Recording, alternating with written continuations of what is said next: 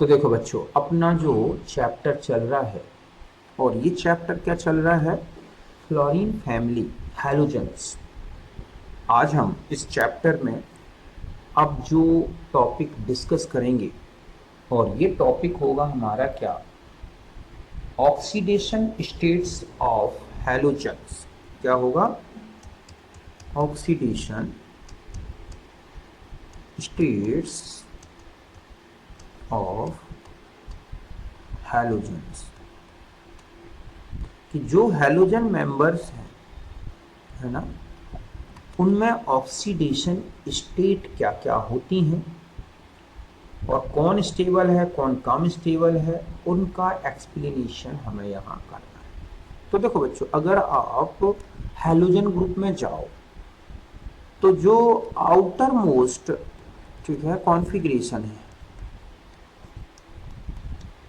Electronic configuration, और ये configuration है क्या बच्चों? NS2 NP5, मीन्स केवल 7 इलेक्ट्रॉन है इनके आउटर मोस्ट ऑर्बिट, और यही जो 7 इलेक्ट्रॉन्स हैं यही बॉन्डिंग करते हैं। तो मैक्सिमम इनके पास जो बॉन्डिंग दिखेगी, जो बॉन्ड्स बनेंगे, वो 7 होगा। और अगर आप इनके ऑक्टेट के लिए बात करें तो इनको ऑक्टेट कंप्लीट करने के लिए केवल 1 इलेक्ट्रॉन की जरूरत है।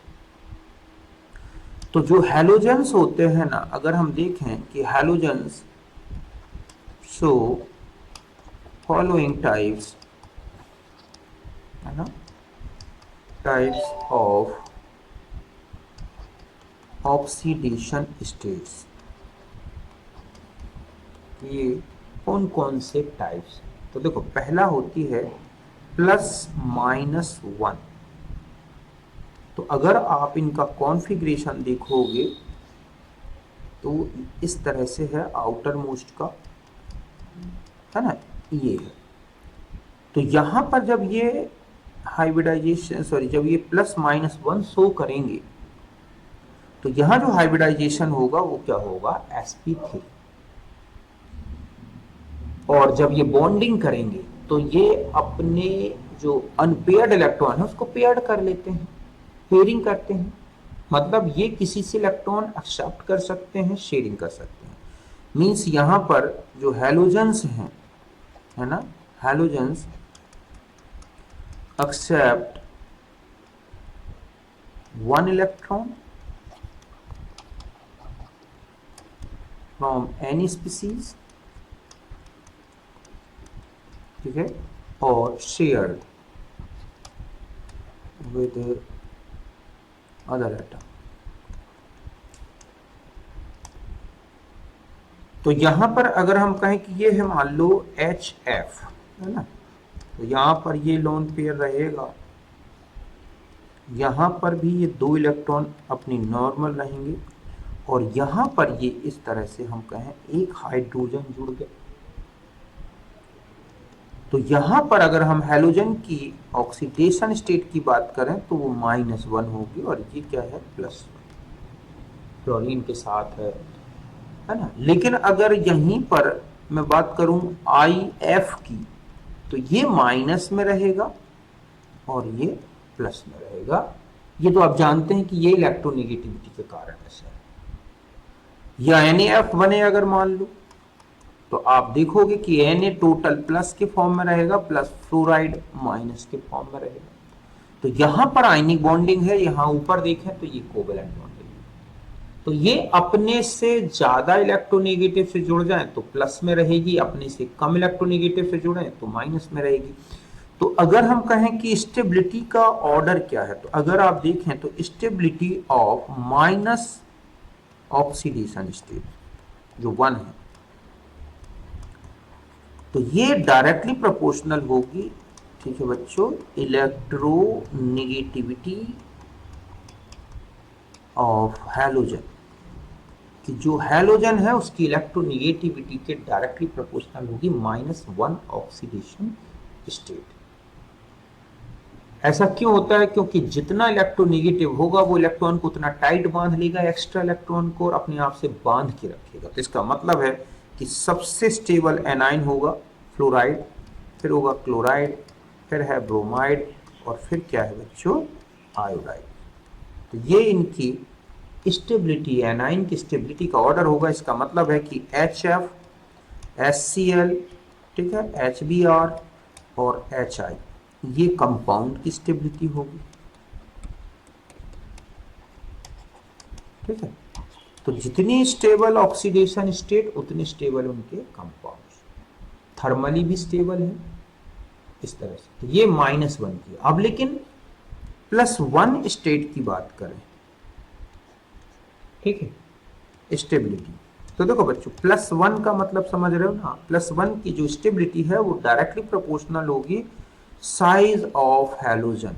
ये किसके directly proportional? Size of halogen, या हम ये कह सकते हैं inversely proportional to electronegativity of halogen. आप देखोगे फ्लोरीन +1 नहीं बनाता, तो इसका मतलब है कि Cl+ से ज्यादा Br+ आयन और Br से ज्यादा I+ आयन स्टेबल होंगे। इस तरह से कि अगर Cl+ बने, Br+ बने, I+ बने, तो आपसे पूछा जाए कि सबसे स्टेबल आयन कौन सा होगा बच्चों, तो वो है आयोडाइड आयन। आयोडीन जो है एक अच्छा रिड्यूसर भी है। क्यों? क्योंकि वो आसानी से I+ में चेंज हो जाता है। तो इस तरह से +1 की स्टेट की क्या है बच्चों? ये स्टेबिलिटी। बात क्लियर है अच्छी तरह से? अब हम आगे बढ़ते हैं बच्चों, ठीक है। अब हम आ जाते हैं +3 स्टेट। तो +3 स्टेट, ठीक है, ये होती है due to first electronic transition in the presence of more electronegative atom like oxygen, fluorine, chlorine, etc. ठीक है, कि ये तभी +1 मिले, +3 आएगी बच्चों जब पहला इलेक्ट्रॉन ट्रांजिशन कर जाए। ट्रांजिशन मतलब मैं ये बल्कि फर्स्ट इलेक्ट्रॉनिक ट्रांजिशन नहीं बल्कि फर्स्ट इलेक्ट्रॉनिक एक्साइटेशन कह दें।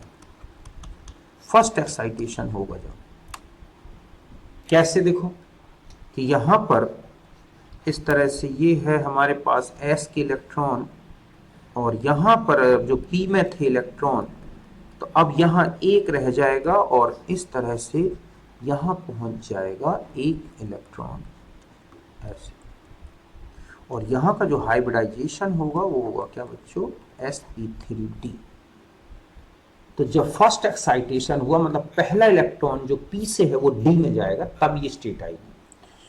और अब जब बॉन्डिंग होगी तो आप देखोगे जैसे मैं कहूं IF3 बना, जैसे हम XY3 भी लिखते हैं इंटर हैलोजन, तो यहां पर जो इलेक्ट्रॉन है दो ये अनपेयर्ड रहेंगे, एक यहां एक यहां। तो एक तो यहां फ्लोरीन जुड़ गया, एक फ्लोरीन यहां जुड़ गया, और इस तरह से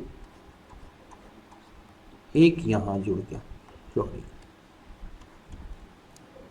ऐसे। तो कुल मिला के यहां पर ये दो जो है लोन पेयर हैं, कितने बच्चों? 2। जबकि ऊपर वाले में अगर मैं कहूं कि कितने लोन पेयर थे, तो देखो आप यहां पर ये लोन पेयर कहलाएंगे ऐसे इलेक्ट्रॉन वैलेंसी शेल के जो कि पेयर्ड है लेकिन बॉन्डिंग नहीं करते। तो यहां पर लोन पेयर कितने बच्चों? 3, और बॉन्ड पेयर देखा जाए तो केवल 1 है। तो अब जो आएगा इसका स्ट्रक्चर वो होता है, अगर आप यहां देखोगे, है ना, तो वो होता है कैसा बच्चों? T shape.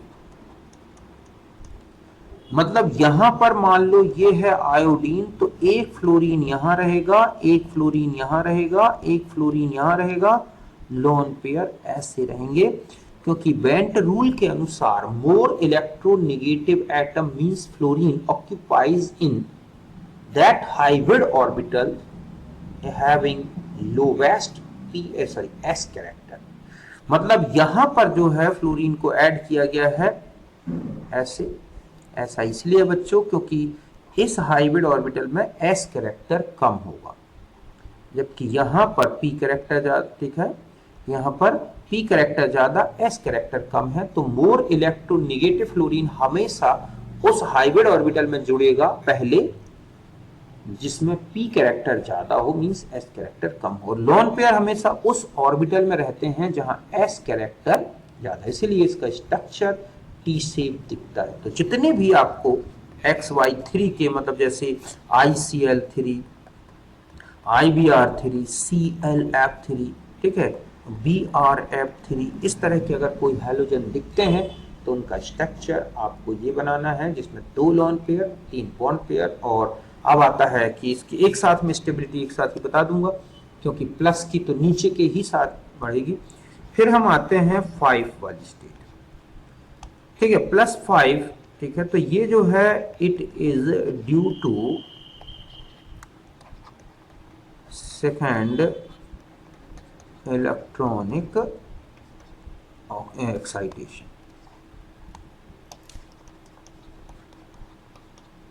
मतलब अगला इलेक्ट्रॉन भी एक्साइटेड होके और वहां चला जाएगा, समझ गए ना। तो यहां पर क्या होगा कॉन्फ़िगरेशन में, 2 यहां रहेंगे। अब पी में बच्चों जो 2 पेयर थे वो एक्साइटेड हो गए, तो एक यहां, एक यहां, एक यहां। और डी में यहां पहुंच जाएंगे कुल मिला के कितने इलेक्ट्रॉन, एक यहां, एक यहां, बाकी 3 खाली हैं। और ये कहलाएगा कौन सा हाइब्रिडाइजेशन बच्चों, sp3d2।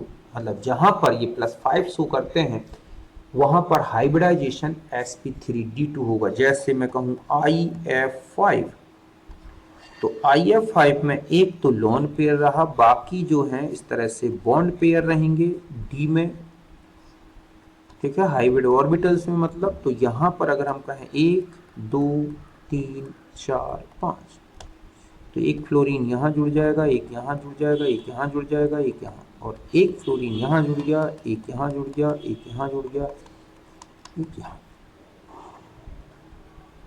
तो इस तरह से अगर हम ये कहें तो इसमें जो लोन पेयर है केवल एक होगा। और जो इसका स्ट्रक्चर या जियोमेट्री की बात करें, जियोमेट्री तो वही ऑक्टाहेड्रल होगी, लेकिन स्ट्रक्चर होगा कैसा बच्चों, स्क्वायर प्लानर। और जियोमेट्री की बात करें, जियोमेट्री का मतलब है arrangement of total hybrid orbitals, तो वो होता है कैसा, ऑक्टाहेड्रल। लेकिन स्ट्रक्चर एक्चुअल में क्या है, स्क्वायर प्लानर। जस्ट ऐसे यहां पर अगर आपसे कहा जाए कि स्ट्रक्चर ये है लेकिन जियोमेट्री क्या है, तो आप जियोमेट्री क्या लिखेंगे, ट्राइगोनल पिरामिडल। समझ गए बच्चों, क्यों, क्योंकि हाइब्रिड ऑर्बिटल टोटल वो ट्राइगोनल पिरामिडल में ही अरेंज होंगी, बाई पिरामिडल बल्कि, और क्या, बाई पिरामिडल बल्कि हम इसे बोलेंगे, ठीक है, trigonal bi pyramidal.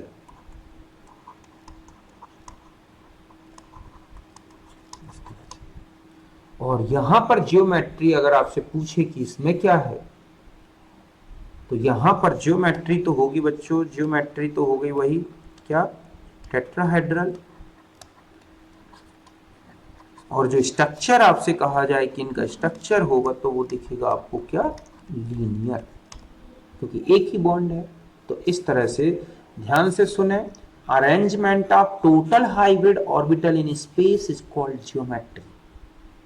Geometry lone pair या बॉन्ड पेयर से चेंज नहीं होगी, लेकिन स्ट्रक्चर इज द, ठीक है, arrangement of bonds in space, कि वो बॉन्ड्स कैसे अरेंज है उसके बेस पर इनका स्ट्रक्चर बनता है। तो इस तरह से स्क्वायर प्लानर स्ट्रक्चर इसका दिखाई दे रहा है। क्यों, क्योंकि देखो ऑक्टाहेड्रल अरेंजमेंट, जियोमेट्री तो ऑक्टाहेड्रल ही रहेगी, लेकिन जो वो हैं एटम्स हमारे पास जो बॉन्ड बना रहे हैं वो टोटल कितने हैं बच्चों, देखो, और वो है हमारे पास 5। तो 5 तो ये 3D में जो है इनके बॉन्ड बन जाएंगे, और एक ऐसा क्या बच जाएगा, लॉन पेयर। तो इसको बोला जाएगा, ये परफेक्ट स्क्वायर होता है बच्चों, थोड़ा सा बन गया कोई बात नहीं, तो इसको बोलेंगे स्क्वायर प्लानर, नहीं सॉरी, इसका स्ट्रक्चर होगा स्क्वायर पिरामिडल, सॉरी क्या होगा, स्क्वायर पैरामिडल, प्लानर नहीं, वो उसमें होता है XCF4 में, तो ये हो जाएगा स्क्वायर, ठीक है, पैरामिडल। ऐसा क्यों बच्चों, क्योंकि आप ऊपर की तरफ पैरामिड बन जाएगा ना स्क्वायर जैसा, ठीक है। फिर हम आते हैं नेक्स्ट जो स्टेट है और वो है +7, और ये बता दूं कि ये किसके कारण है, it is due to third, ठीक है, इलेक्ट्रॉनिक एक्साइटेशन। जो तीसरा इलेक्ट्रॉन एक्साइटेशन होगा उसके कारण है। ये कैसे, देखो, तो जो S में अब पेयरिंग थी वो भी हट गई, अब वो P के तो हैं ही अनपेयर्ड 3, ये इस तरह से, और S से D में कुल मिला के कितने पहुंच जाएंगे बच्चों, 3, और यहां से यहां तक का जो हाइब्रिडाइजेशन लिखा जाएगा वो होगा sp3d3, इस तरह से।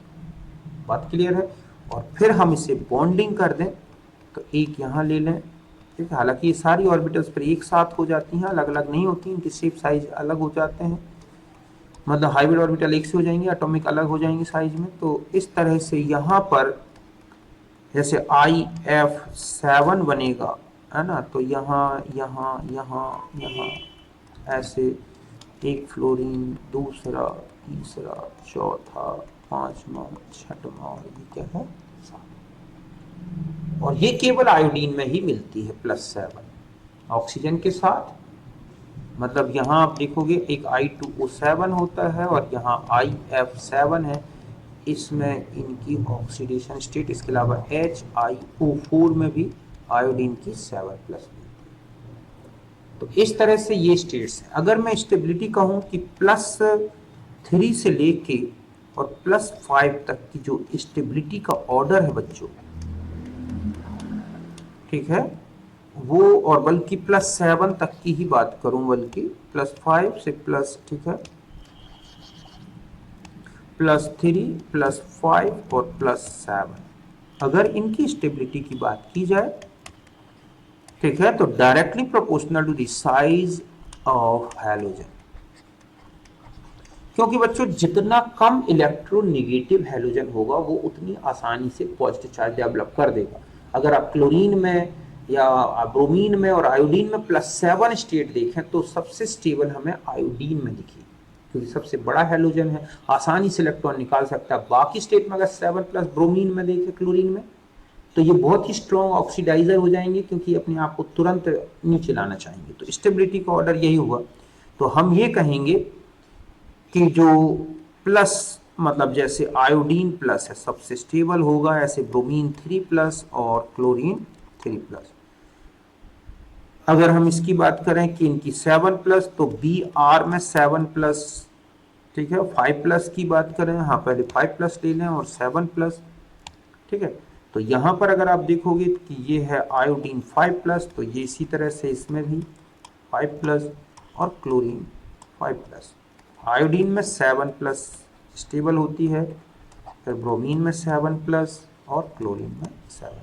ये ऑर्डर होगा कि जितना बड़ा हैलोजन उतने स्टेबल उनके +7 वाले कंपाउंड। IF7 मिलता है, आपने देखा होगा IF7 जो है स्टेबल है, लेकिन BrF7 अनस्टेबल है। समझ गए ना।